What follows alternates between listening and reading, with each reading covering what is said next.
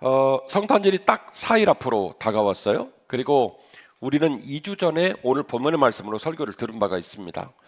오늘 또다시 이 본문을 여러분에게 들고 나와서 말씀을 증거합니다. 4일을 앞두고 있는 중이고 성탄절이 매년 오잖아요. 이번 성탄절은 또 우리에게 어떤 의미를 가질 수 있을까? 지난 1년 동안 우리에게는 많은 변화들이 있었어요. 항상 예배하던 식구 중에 지금 병상에 누워 있어서 예배를 못 오는 분도 계시고, 새가족부의 우리 최양수 집사님은 지난주 이 시간에 교회를 나오려고 새가족부 식구들 이렇게 먹을 걸 챙겨서 그러니까 우리 부인들은 잘하셔야 돼. 김현희 집사님이 여보 이거 놓치면 안 돼 그랬디야. 여보 이거 새가족부 줄 거라 놓치면 안 돼 그랬디야. 그래갖고 이걸 들고 미끄러진 거예요. 그런데 나중에 보니까 그 반찬 싼 건 그대로 있더래요. 끝까지 이걸 들고 미끄러져 가지고 무릎으로 바닥을 찍었는데 무릎 뚜껑 동그란 슬개골 있죠? 이게 두 동강이 났어요. 그래갖고 지금 피스를 받고 와이어로 묶어놓고 한 7개월 정도는 못 움직일 입장이에요. 너무 가슴이 아파요. 우리 남자분들 이거 놓치지 마 그래도 넘어지면 집어 던져버렸어요. 그냥 깨져버리게. 그걸 뭐라고 끝까지 들고 있어가지고. 그래서 생각해보면 함께 예배할 분들이 안 계시기도 하고 또 새로운 얼굴들이 함께 예배를 드리고 있는데 모든 게 은혜입니다. 그래서 4일 있다가 있을 성탄절을 우리는 어떻게 맞이하면 좋을까? 어떤 마음으로 맞이하면 좋을까? 이 고민했으면 좋겠습니다. 제가 느끼는 요사이 우리 세계는요, 분쟁밖에 없어요. 국가도 분쟁, 정치권도 분쟁, 학교도 분쟁, 직장도 분쟁, 개인과 개인 사이도 분쟁. 제가 어렸을 때 시골에서 저 살았거든요. 만나면 항상 인사했어요. 어른들이 아이들을 보면 뭐라 그랬냐? 아침밥은 먹었고 안 먹었으면 데려다 먹일 겁니까? 근데 실제로 데려다 먹이려면 먹이겠다는 마음 먹으니까 그 얘기를 한 거예요. 밥은 먹었고 그랬어요. 항상 만나면 어르신들에게도 어르신 건강하세요 이렇게 인사하고, 그쵸? 비 오면 옆집 빨래 다 걷어주고요. 고구마 삶으면 혼자 먹자고 나눠 먹었습니다. 근데 요즘 우리가 사는 세상은 다 서로 째려봐요. 버스에서도 째려보고 전철에서도 째려보고. 제가 전철을 타보니까 스마트폰 좀비만 가득 차 있어요. 애나 어린이나 다 스마트폰을 하고 있고, 근데 저는 스마트폰 절대 안 보거든요. 그래서 멍하게 있다가 상대방 여자를 봤더니 여자가 째려보는 거예요. 왜 쳐다보냐고.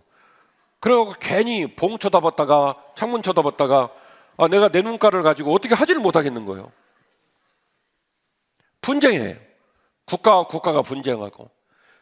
정치인들은 원래 경쟁해요. 입장이 다르거든요. 그러더라도 선은 안 넘었어요. 근데 요즘은 상대방을 죽여야 직성이 풀려. 학교도 마찬가지고 기업도 마찬가지고 모든 사람의 가슴 속에는 분만 가득 차 있어요. 남을 용납하지 않아요. 용서하지 않아요. 기회를 주지 않아요. 너는 내 말 들으라는 거예요. 원래 사람의 감정은 1부터 100까지가 있는데 중간에 30도 없고 50도 없고 80도 없어요. 뭐만 있냐면 1 아니면 100이에요. 웃어주든지 죽이든지 두 개만 있는 거예요. 그 회개망측한 상황이 됐어요. 변명할 일이 아니에요. 화나면 그럴 수 있지. 그런 말 함부로 하면 안 돼요. 짐승입니까? 사람이잖아요. 그리스도인이잖아요. 우리는 지난 1년 동안 어떤 말씀을 들었을까? 반평생 예수를 믿으면서 저 뒤에 있는 십자가는 나에게 어떤 의미를 갖고 있을까? 생각하면서 성탄을 맞이했으면 좋겠습니다. 첫 번째로 누가복음에서 성육신의 특별한 대상을 보아야 합니다. 누가복음에서 성육신의 특별한 대상을 보아야 합니다. 일단은 누가 얘기할게요. 누가는 누구일까요? 누가예요. 누가는 제자일까요? 제자가 아닐까요? 12제자. 네? 아니에요. 누가는 유대인일까요? 이방인일까요? 할아버지 생일도 기억이 안 나는데 그걸 어떻게 알겠어요? 누가는 수리아의 안디옥 사람입니다. 이방인이에요. 예수님 12제자도 아니고요. 직업은 의사였습니다. 그리고 헬라 문학에 출중한 사람이었어요.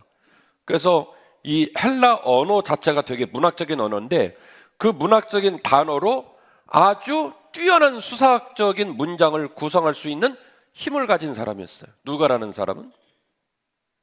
그런데 이 누가가 예수님의 생애를 기록한 마태, 마가, 누가, 요한복음 요 네 사람 중에 한 사람이 됐네요. 이상해요? 이상해요. 되게 이상해죠. 예수님 12제자도 아닙니다. 유대인도 아닙니다. 누가복음이라는 책을 썼어요. 그리고 예수님께서 세우신 제자들이 복음을 증거하고 교회가 출발되고 그 교회가 공공성과 가치를 가지고 교회로 기능을 감당한 이야기가 어디 담겨져 있냐면 사도들의 행적을 담은 사도행전이라는 책에 담겨져 있거든요. 그 사도행전은 누가 썼을까요? 바울이 썼을까요? 베드로가 썼을까요? 누가 썼을까요? 고급진 유머인데 이 아재 개그에 제가 요즘 누구한테 감염되고 있냐면 박봉영 목사님한테 감염이 되고 있어요.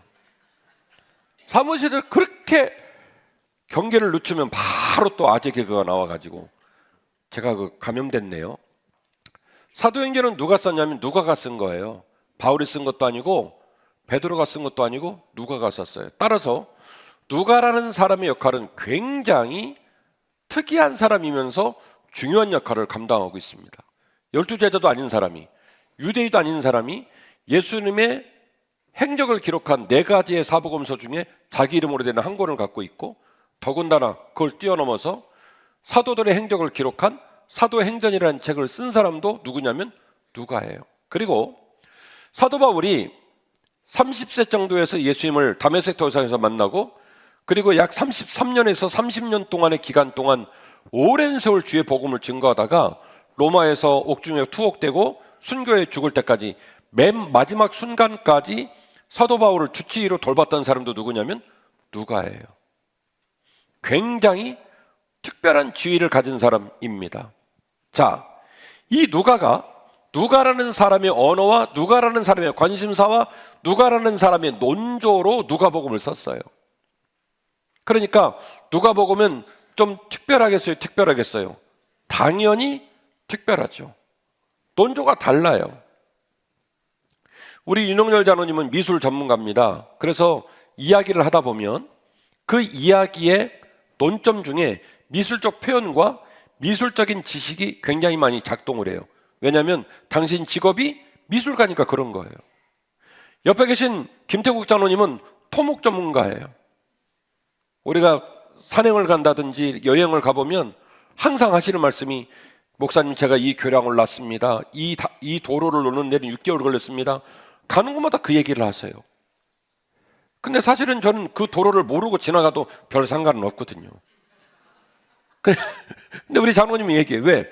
당신의 관심사가 거기에 있으니까.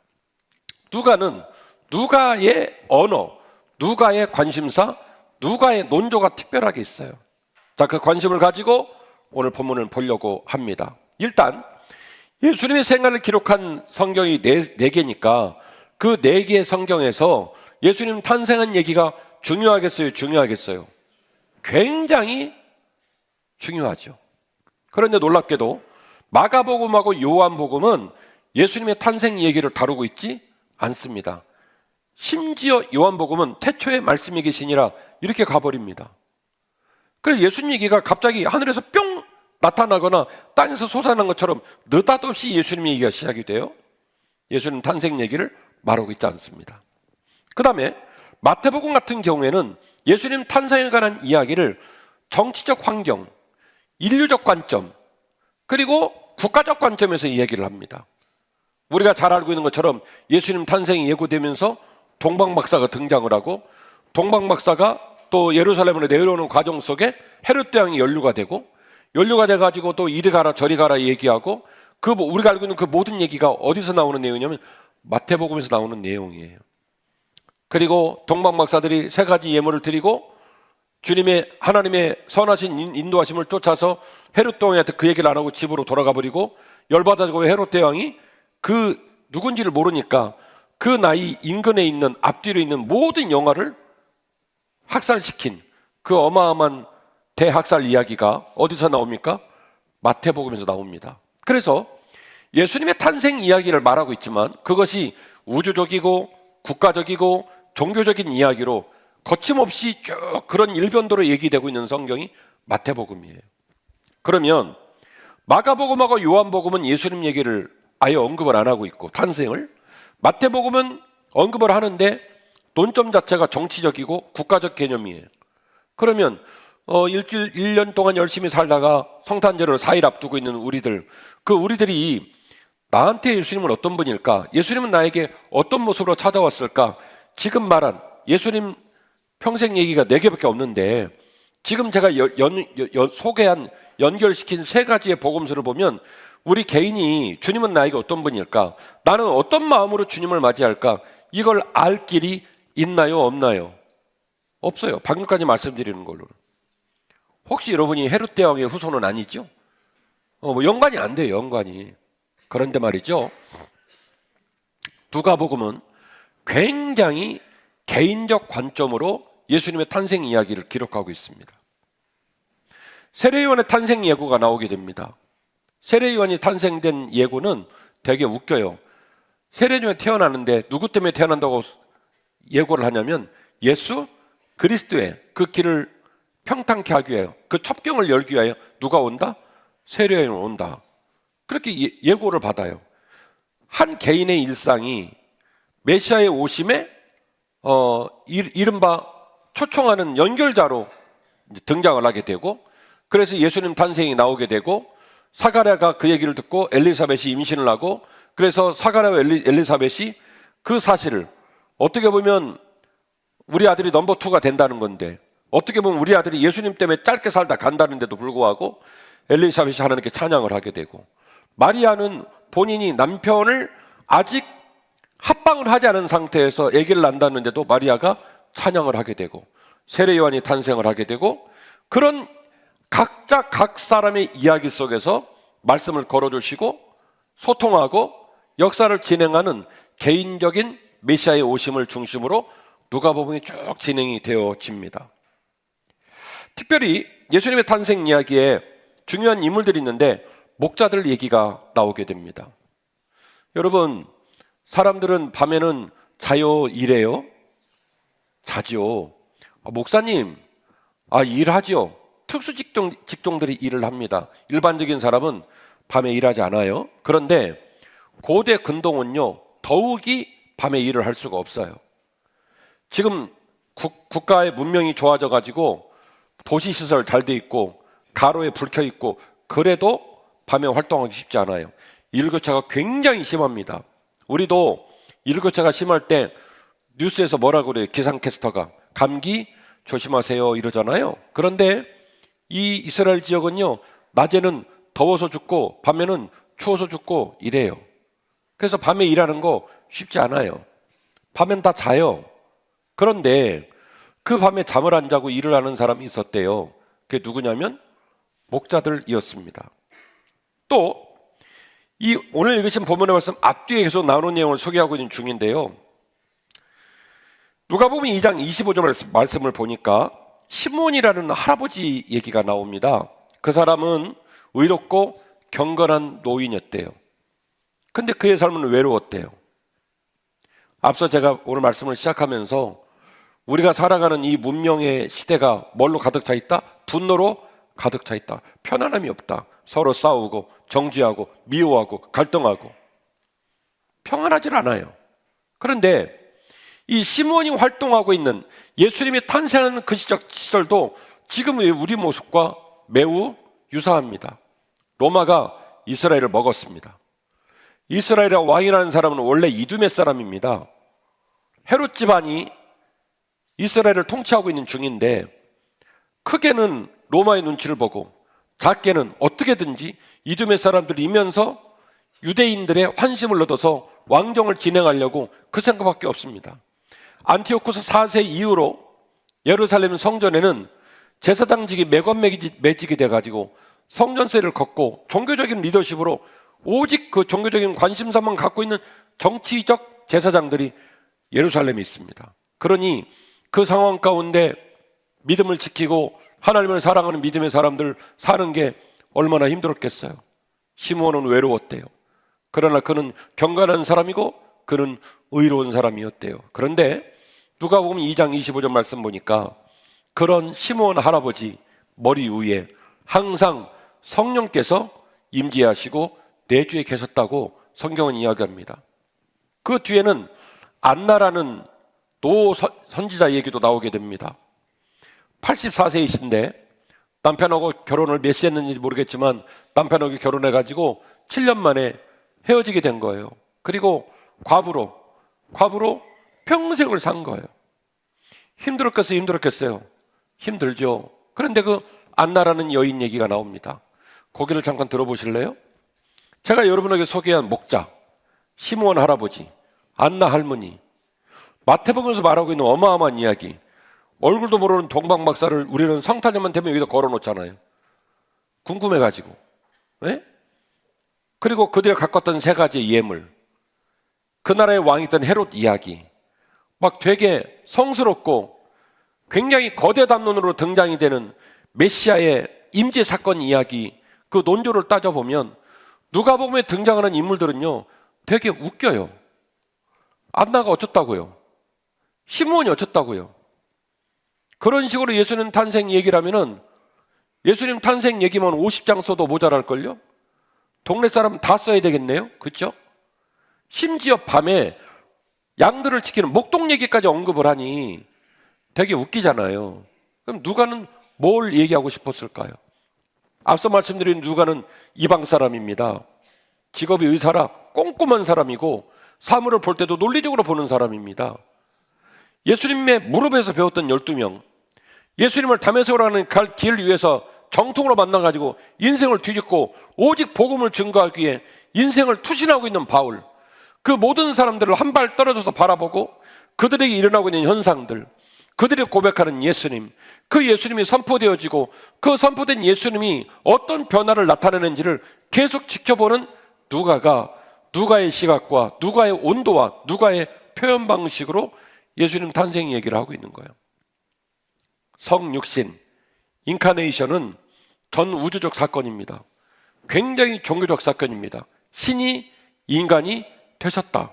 인카네이션, 성육신이에요. 지금 누가복음 2장에 나오는 얘기는 성육신에 관한 얘기거든요. 어마어마한 종교적인 얘기입니다.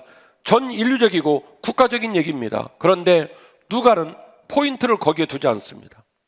신이 인간이 되셨으나 그 신은 임금님에게, 국가에게, 전 우주에게 큰 관심을 가지고 이 일을 행하셨으나 그 신의 시선에 마지막에는 누가 있다? 힘없고 잡고 어려운 인생을 살아가는 우리 각 사람이 있다는 거예요. 안나를 찾아오고 시므온을 찾아오고 심지어 아무도 몰라주는 그 밤에 잠을 못 자고 양들을 돌보고 있는 목동들에게까지 예수님의 시선이 다가가게 되는 겁니다. 사랑하는 한빛가족 여러분, 지난 한 해를 어떻게 사셨습니까? 저는 요즘 나이에 관심이 많아요. 왜냐하면 제 나이가 너무 애처로워요. 제가 그 젊은 날에 목회를 하면서 우리 어른들을 지켜보면 남자는 60을 넘기면 그냥 팍 꺾어져요. 예외가 없더라고요. 60을 넘기면 어딘가 모르게 어깨가 좀 초라해져. 천만다행인 건 여인들은 흙으로 안 만들고 본차이나로 만들어가지고 기가 더 세죠. 온 기가 입으로 올라와. 예.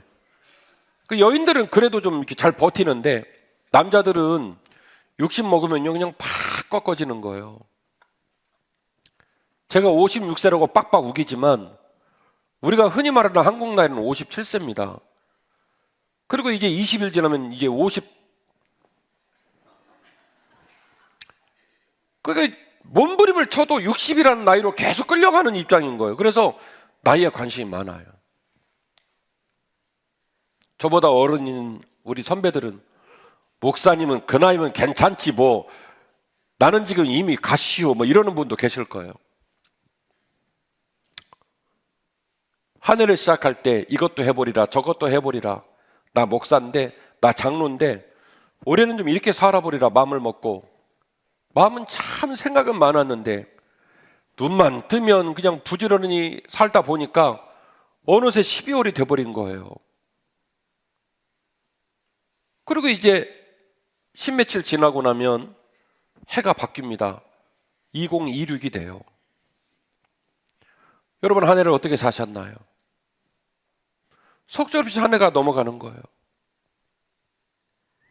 내 의지와 내 뜻과 내 욕심과 내 시간을 다 쓰고 살았는데 여러분 인생은 얼마나 보람이 있으시나요? 예수님께서 성탄절을 4일 앞두고 얘야 잠깐 멈춰서서 내 얘기에 귀 기울여 보지 않겠니? 너 고생한 줄 알아. 너 최선을 다한 줄 알아. 근데 그게 정말로 너에게 기쁨이었는지 한번 돌아보지 않겠니? 아마도 주님이 오늘 부족한 동을 통해 여러분에게 말을 걸어주지 않을까 싶습니다. 예수님 오신 사건은 전 우주적 사건이죠. 전 인류적 사건이죠. 국가적 사건이죠. 그러나 예수님은 그 관심의 끝단에 있는, 그 관심의 마지막 끝단에 있는 예수님의 최종적인 에너지의 끝에는 누가 있냐면 사람이 있어요. 힘들고 고단한 인생을 살아가는 우리들에게 주님의 성탄이 찾아오십니다. 이걸 누가 말하고 싶었냐면 누가가 말하고 싶었던 거예요. 여기에 반응하시고 여기에 눈 띄어지시기를 주의 이름으로 축원합니다. 그러므로 비우면 소유보다 해법과 희망에 집중할 수 있습니다. 비우면 소유보다 해법과 희망에 집중할 수 있습니다. 누가가 말하고 있는 예수님의 성탄에 참여한 사람들을 보면요, 전부 다 비워진 사람들이에요. 스스로 비웠거나 비워질 수밖에 없었던 사람들입니다. 사가랴와 엘리사벳은 어떻습니까? 졸지 아기가 나온다는데, 그렇게 기다리던 아기가 나온다는데 그 아기가 너네 집 아들 때문에 와야 된다는 거예요. 너네 집 아들이 가는 길을 열기 위해 온다는 거예요. 기분 좋아요? 기분 나빠요? 너네 집 사건이라 그래요? 또 어떻게 예를 들어야 돼요? 수정 사모님 늦둥이를 하나 난다고 치고, 아니 예를 든 거예요. 그랬는데 이 늦둥이가 윤영청 목사님이 또 늦둥이를 또 하나 난다는 거예요.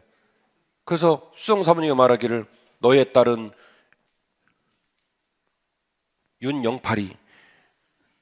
윤영팔이의 길을 첩경을 준비하기 위해 나온 애기니라 기분 좋으시겠어요? 안 좋죠. 말하자면 그 얘기거든요. 강제로 비움을 요청받은 거예요. 어느 부모가 자기 새끼를 안 이뻐합니까? 근데 남의 집 자식 때문에 내 새끼가 온다는 거예요. 강제로 주는 것 같다면서 뺏었어요. 강제로 비워진 사람들. 앞서 말씀드린 마리아, 아직 남자를 하지 못해요. 근데 얘기를 안 되는 거예요. 주책도 주책이죠. 주의 책임. 계속 아직이가. 큰일 났어. 감염된 것 같아. 너 남자 모르는데 너 애기 낳을 거고 내가 책임질 거야.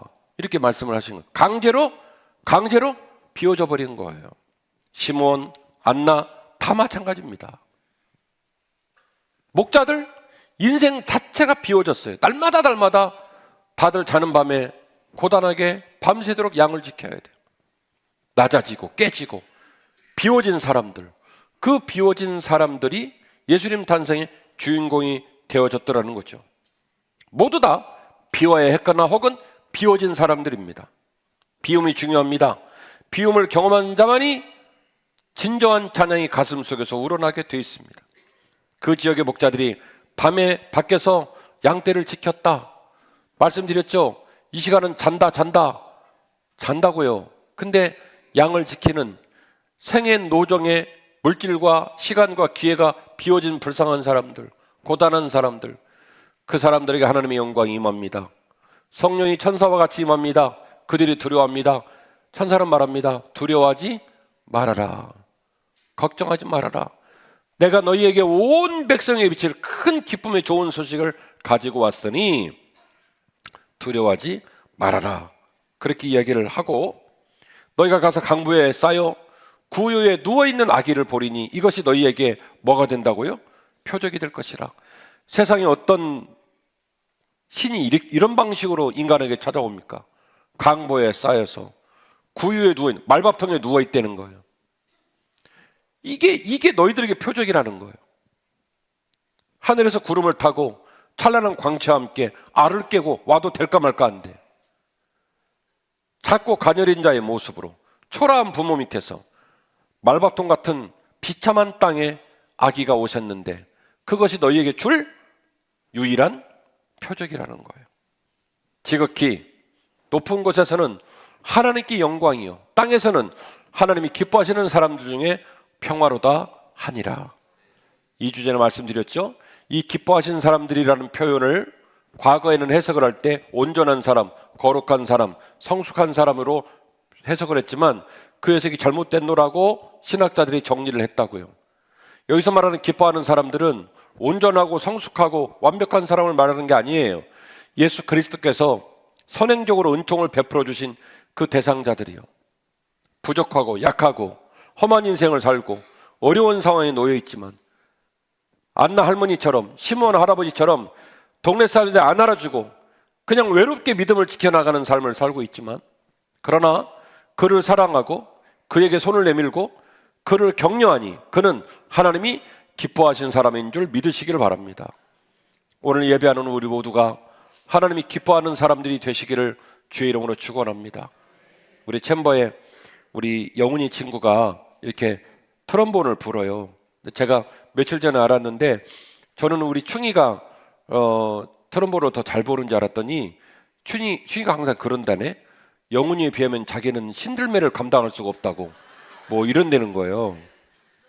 근데 충이 잘생겼잖아요. 근데 마음이 얼마나 예뻐요.